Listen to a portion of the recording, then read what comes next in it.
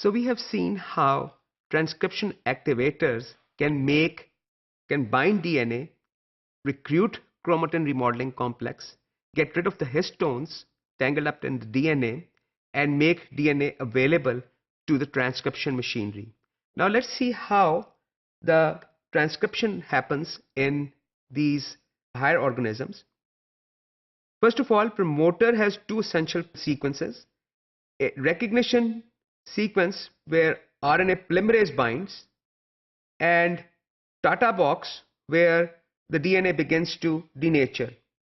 Tata box is basically, as the name implies, is a region of DNA which is rich in the nucleotides T and A, and it is about 25 base pair upstream of the start site where the transcription will start.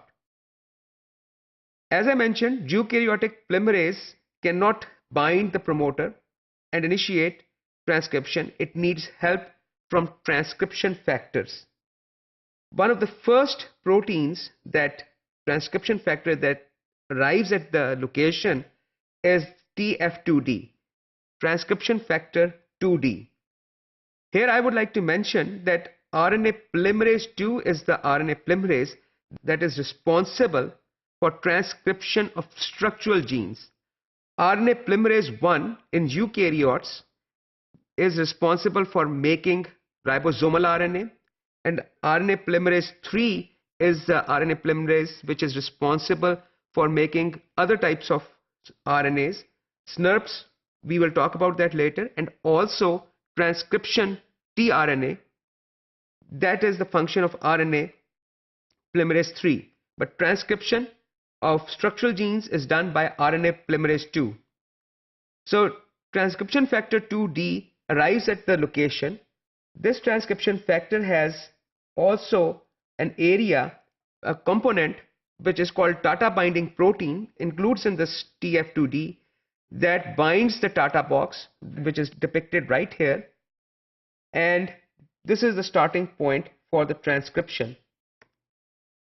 Once TF2D binds the relevant position, other proteins are engaged. They come in and they start binding the complex, because when TF2D binds the DNA, it changes its own conformation changes, and also it changes the conformation of DNA and makes it available to proteins that could not bind before the change could do so now.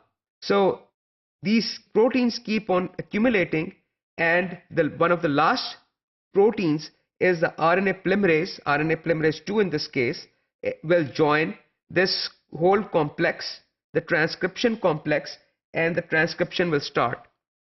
So this is how things look like in eukaryotic transcription. We have chromatin remodeling complex. This is sort of, if you want to think about it, it is like a bulldozer. This is a bulldozer in front of the rest of the cellular machinery. The function of this bulldozer is to smoothen the road.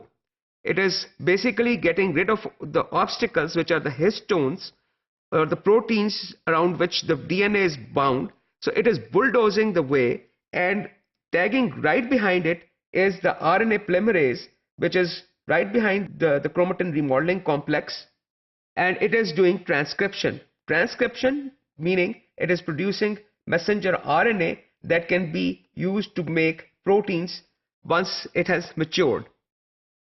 So additional information regarding transcription in eukaryotes: many genes also have enhancers and silencers. These regions of DNA could be thousands of nucleotides away from where the transcription starts.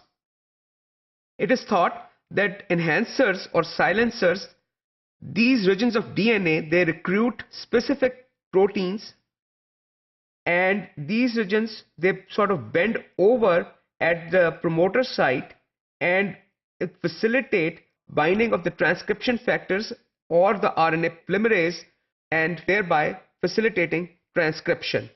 So here's an additional information regarding the transcription in eukaryotes. As we saw in prokaryotes, their genes are in tandem. We have already talked about what tandem means, side by side, adjacent to each other. In eukaryotes, it's not such. In prokaryotes, we had operons. We had the lac operon, the trip operon, in which the related genes, which had a related function, were grouped together. In eukaryotes, the related genes may not even be on the same chromosome. So when we want to activate genes which play with products of certain genes that play a unified role, they have a unified role in a metabolic pathway perhaps, how do we activate all those genes? The strategy of eukaryotes is different than prokaryotes. Here, for example, the example is if a plant suffers from drought, it results in production of a regulatory protein, a type of transcription factor is produced. This transcription factor can go and bind specific elements in DNA. So wherever a specific region of DNA exists, here we are calling it SRE, the stress response element. When these proteins, regulatory proteins, wherever they find SRE, stress response element, they bind it and they result in activation or recruitment of other protein complexes and result in transcription of adjacent genes.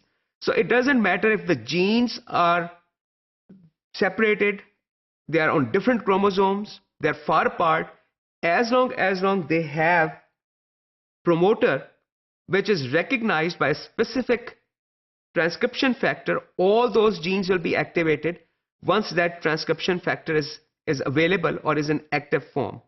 So we have seen these two different strategies of how prokaryotes and eukaryotes turn their genes on or off.